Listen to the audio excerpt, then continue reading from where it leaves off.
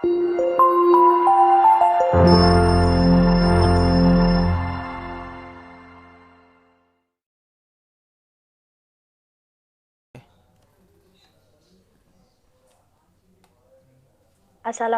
warahmatullahi wabarakatuh. Baik, pada kali ini kami dari kelompok 5 akan mempresentasikan hasil kerja kelompok kami, yakni mengenai poster yang berjudul Inovasi Pembelajaran Konvensional PAI.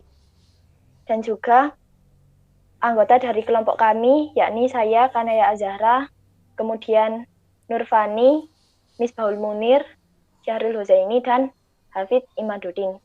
Baik, langsung saja pada pembahasan poster yang pertama. Silahkan pemateri.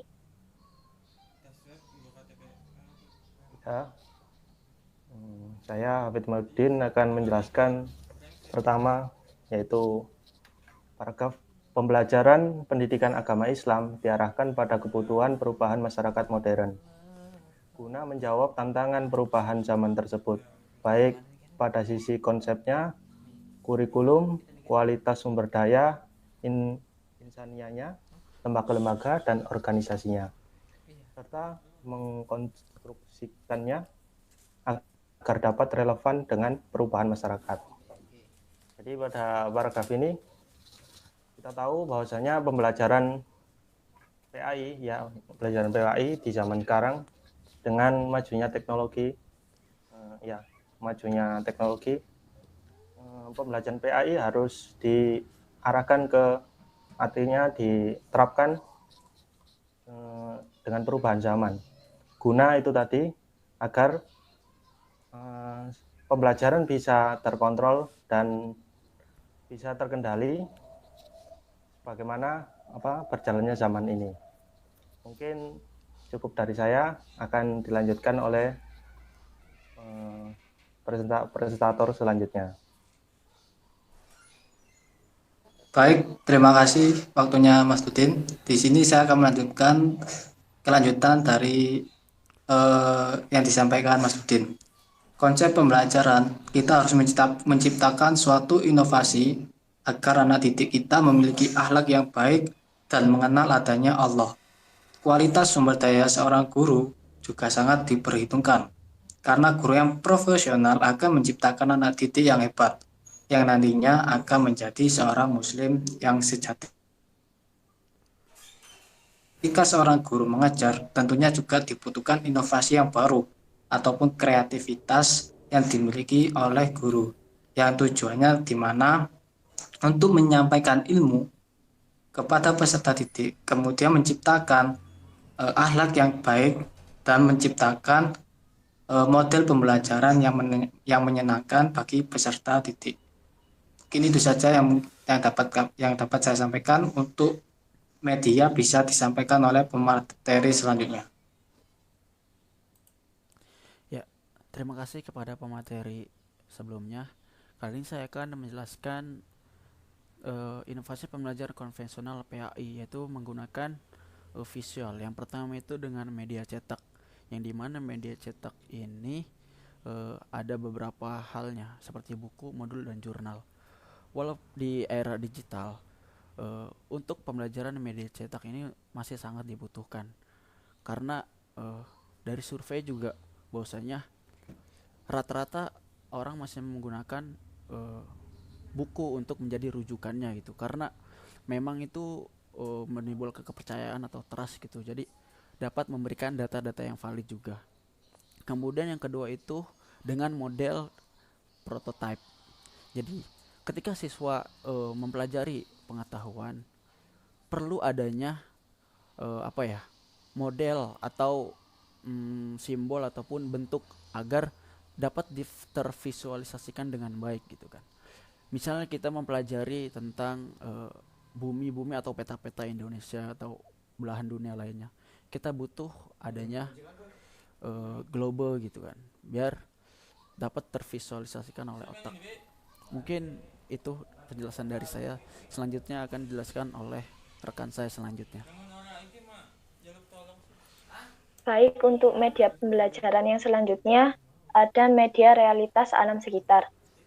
apa yang dimaksud dengan media realitas alam sekitar, yakni suatu media yang mempergunakan alam sekitar sebagai media pembelajaran.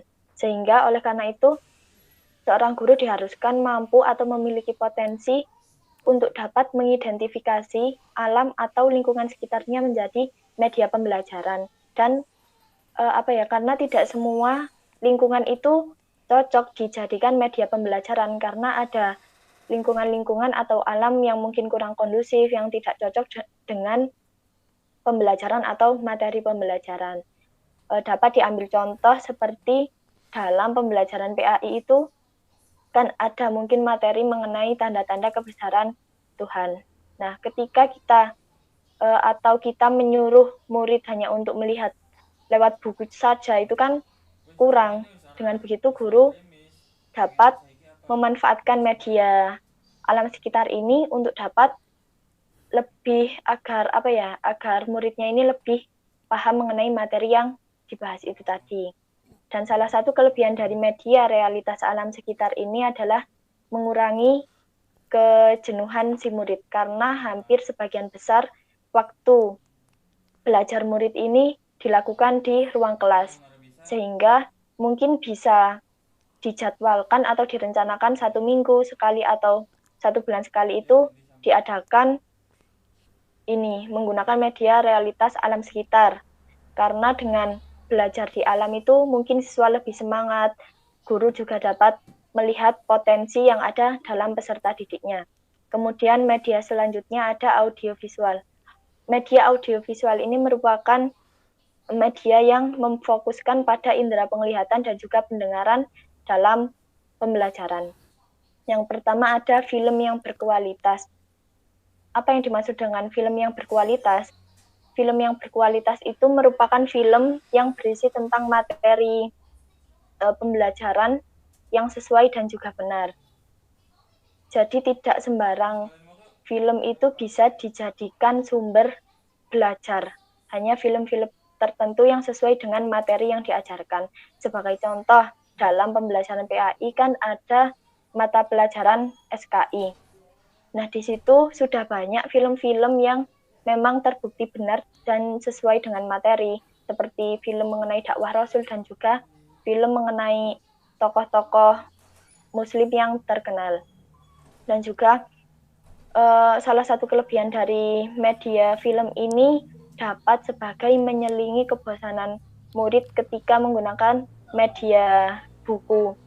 Karena tidak semua murid itu bisa langsung paham ketika dia membaca buku, tetapi tidak dengan ketika dia melihat film. Itu dia lebih langsung bisa memvisualisasikan, lebih bisa melihat, oh jadi ini ya peristiwa ini, jadi ini ya tokoh ini, seperti itu. Mungkin untuk media yang lain bisa dijelaskan oleh pemateri selanjutnya. Baik, selanjutnya yaitu berupa video edukasi. Nah, video edukasi ini lebih kepada berupa animasi. Nah, sebenarnya tidak jauh beda dengan yang film, cuma perbedaannya kalau video edukasi ini biasanya waktunya itu lebih sedikit. Juga kebanyakan kalau video edukasi ini lebih menarik juga dalam bentuk animasi seperti tadi. Nah, kemudian selanjutnya yaitu papan tulis virtual. Sekarang kan sudah zaman modern. Dari perkembangan papan tulis pun juga berkembang. Yang pertama kan dulu kita sering pas sekolah itu pakai kapur. Kemudian berkembang berupa papan tulis putih yang menggunakan spidol. Nah, mungkin kedepannya juga bisa dikembangkan dengan menggunakan papan tulis berupa layar sentuh. Nah, itu kan juga lebih efisien juga tanpa pakai menghapus juga dapat mengurangi penggunaan kapur ataupun spidol. Nah, seperti itu. Nah, mungkin itu yang dapat kami sampaikan. Semoga dapat memberikan manfaat bagi kita semua dan dalam inovasi media pembelajaran pun dapat lebih berkembang daripada saat ini. Kurang lebihnya kami mohon maaf. Wassalamualaikum warahmatullahi wabarakatuh.